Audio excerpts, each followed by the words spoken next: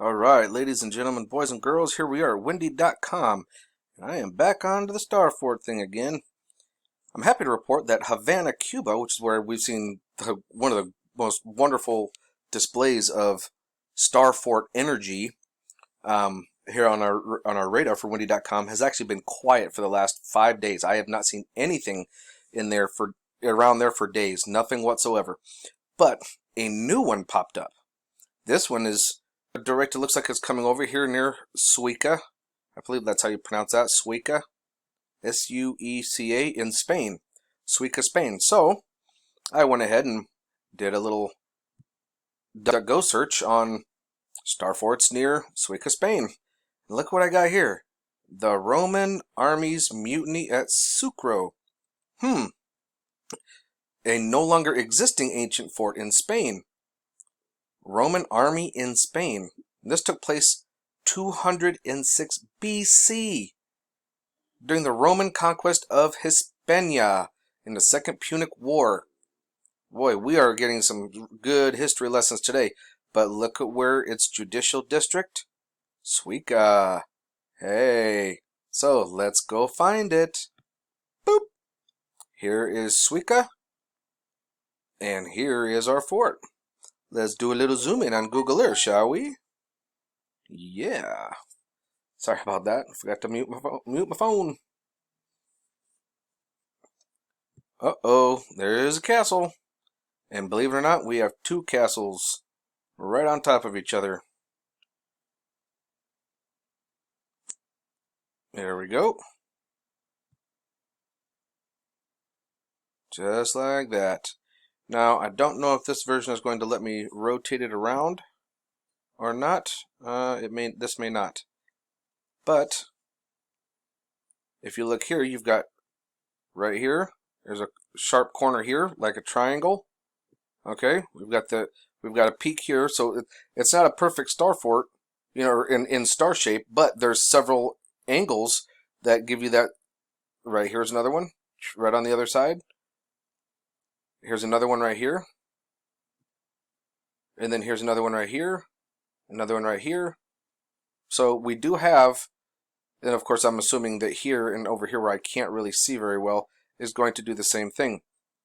Now this is just from following when I came here, when I was here and I logged onto this. This is militaryhistory.fandom.com. When I actually came over here and I touched on it to find the location, I actually touched right here, right on the coordinates. Boop. And it literally opened me right over to here. So let's go check it out on regular Google Maps and see if we can't find it on mine that I have downloaded. It might show me an actual straight up and down look at it. But once again, it's very interesting, and it goes, when we're talking about energy and tourist fields and things like that, we're actually touching on Michael Tillingers' research that he's found with a lot of the stone circles that they find in Africa. And I would like to share with you guys a little snippet from one of his most recent videos that he's produced. Michael Tillinger is a very brilliant man. He's done so much for the world as far as discovering and putting things together when it comes to the Anunnaki and when it comes to gold mining and energy force fields, stuff like the energy fields. And I'd like to play a little snippet for you guys so you guys can have a little look-see, and you'll kind of understand that we're dealing with ancient technologies that have been around, and the Roman Empire knew about it. That, like, they've been doing a lot of this stuff themselves. Why? Because they are in league with the Anunnaki. On a side note, here we are at Sueca, looking at it from Skyview on Google Earth, and look at the shape of this. It almost looks like it's part of a triangle. You see how it swoops around? Almost like some of this could actually be buried with agriculture, but it looks like there's like a fine line here, and like it comes to a point almost somewhere over in here, like this. And then kind of comes to a point over here, and then up again over to here. Sueca itself actually looks like it could be one large star pattern of sorts, which is quite interesting. But most of our star forts are close to water. And here we are looking at it from my Google Earth map itself. Oh, sure, now it's going to do this little funky thing on me. All right, that's fine. I'll do this, and then, oop, wrong way. This around on us again. I don't know why it does that. It's quite annoying, actually. Well, here's another thing to look at. Look at this. Almost like, yes, it's zigzagged, but at the same time, kind of like angles of a star. Isn't that interesting? And let's get ourselves more of a view. You guys already starting to see it? Oh, yeah. I am. We've obviously got our point here. And this right here is the side of the castle. It's kind of hidden by a tree that's here. But this right here is indicative of that to be like that of a snowflake or a star of sorts. Right here is another design of a star. Same thing with here. We've got 1, 2, 3 triangles. Right here. It's another indicative. Here's another one. This comes up to a point like an off-sized pyramid. There's another sharp angles here and here. Also looks like a bit of it might be coming over into this region right here that we can't quite see really well. Then as we come over here we can see this one, but look at this. Look at that. Right there. There's another one. So we're getting some very interesting finds. I'm finding them all over. But let's go ahead and take a look at a small bit from Michael Tillingers. Here we are on YouTube, and we are at Ancient Secret Discoveries, decoding the ancient ruins of South Africa and Enki's gold mining operation. I want you guys to take a listen and pay attention. This is very important. Okay, so please pay attention. Kilometer, getting averages, and so forth. So I looked at as many aerial photographs and as many Google shot areas where I found the clusters and the high concentrations of the stone circles. And keep in mind that Google Earth doesn't always show us where it is. If you look today and then you look in 6 months' time, you'll see stone circles where previously you did not see them. It all depends how tall the grass is or where the sun is, where you see it or not. But by the time I finished counting and my mind was completely blown, I realized that we're dealing with the largest concentration of stone ruins found anywhere on Earth. There are more than 10 million of these structures. Let this sink in for a little while. More than 10 Sorry about that, folks. Of these structures. Let this sink in for a little while. More than 10 million of these structures.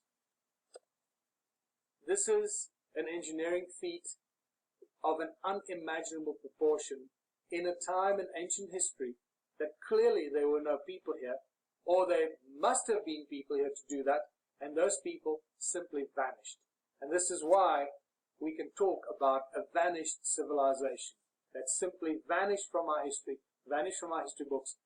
Find this in any history book other than the ones that I've written and put out there. You can get them on my website, obviously, and you can get them, download them from Amazon. The question is, what were these structures for? And anyone that has studied cymatic patterns and shapes of sound manifesting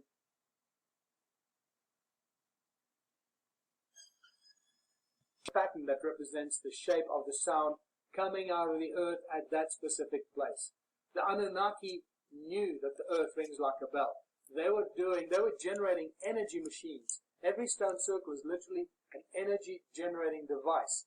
They knew where to place the stones so that they would harness the sound frequency coming out of the earth at that specific place.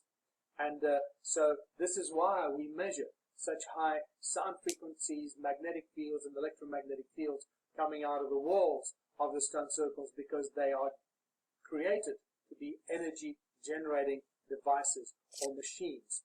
We measured the sound frequencies, electromagnetic fields, the loudness. We measured even a thing called heat signature, because clearly the moment you put the stones and you create the stone walls along those cymatic shapes, the cymatic patterns, you then energize and activate those sound frequencies and amplify, should I say, that's the right word, you amplify those sound frequencies and turn them into a useful source of energy that was used by the Anunnaki, who at this stage seem to be the architects of this. We measured frequencies in gigahertz. When I say frequencies, I mean sound frequencies. Again, I'm not going to go into the detail of the measurements here. We measured electromagnetic fields in the megahertz, and also frequencies, measuring the decibel, the loudness of these frequencies. Some of my German scientific experts who are experts in hypersound and working with sound have told me that they measure up to 30,000 decibels and beyond coming out of these giant stone circle machines. Clearly these are very high frequencies that we cannot hear, but they have an effect on our body. A decibel or sound frequencies in those decibels will have a profound effect on your body, and we know that to be true. Okay? We know that the stone circles have a profound effect on people. We know that they are healing devices. They have healed people and cured people of all kinds of diseases because of the frequency that they emanate. Did you hear that? Keep in mind that the frequency they emanate is Healing earth frequency. It is the amplification of earth frequency. of diseases. The good frequency, not the amplification of electrosmog or cell phone tower frequencies. They actually neutralize those. You lose signal in there, so they neutralize the frequencies. They block out the electrosmog, and they absorb or put the good frequencies of the earth into your body. Again, a lot more of that on my video channel. So this is not a surprise. This is not a theory. We know this because we've measured this. And this brings us back to the deeper understanding of the technology that the Anunnaki must have had.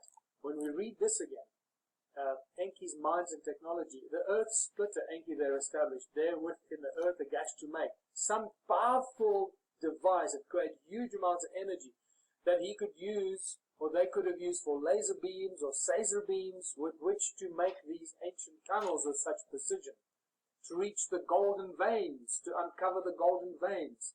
And I think we found the culprits. And these are the magnetron-shaped stone circle ruins. Those magnetron flower-shaped energy ruins are not by accident. They were made because they're actually built in the shape of magnetrons. So the Anunnaki already understood the powerful magnetron-shaped technology that they were then using to take the frequencies coming from the earth and amplify them infinitely to create huge amounts of energy. There you can see what a magnetron looks like. In modern days, we use magnetrons to create laser beams and all kinds of other advanced technology. Every microwave has a tiny magnetron in it that creates all the powerful energies and frequencies in the microwave. You can imagine how much. Now, to start making sense why I can pick it up on windy.com on the satellite. Oh yeah, Doppler radar. I'm picking up the energies from star forts, the Semitic shapes. Oh yeah, folks.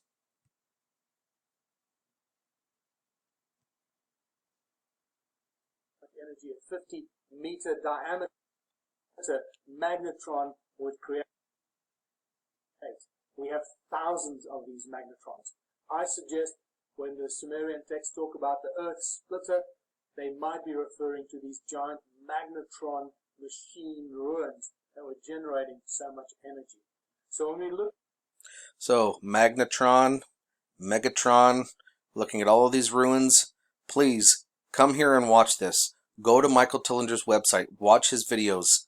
He does so much for our world, and people, to me, he's one of the unsung heroes that people have no idea what he's doing, or that he's even here doing these things for mankind. I love this man as an individual. I love his mind. I love all of the things that he's done for us. And actually kind of funny, look at this. He's sitting in the shape of a triangle with his elbows. And he sits like that the majority of the lecture. Please come here and watch this and start getting a little information for yourselves. Start educating yourself, realizing what's really going on. And I leave this with you guys, hoping that it'll awaken some of your minds, because we really are starting to wake up. I mean, to the truth of it. And he goes into the past of everything, how long it goes. This is a fantastic lecture to pay attention to. God bless, and remember, love is the only way forward. You are loved.